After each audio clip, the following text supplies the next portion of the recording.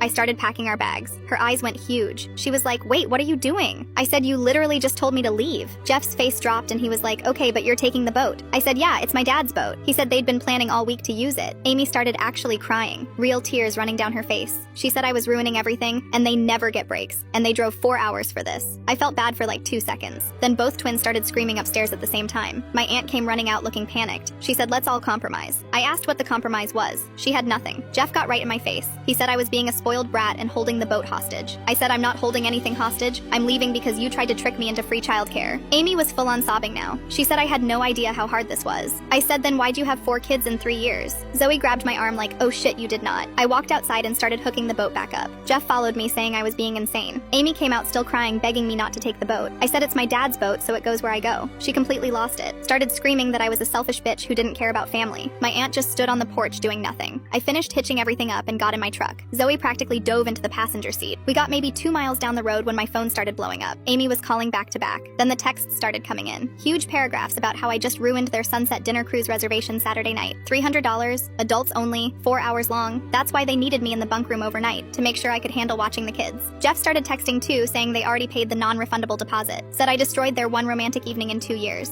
Zoe was reading them out loud while I drove and she was like, "Oh my god, they literally set this whole thing up." I said, "Yeah, no kidding."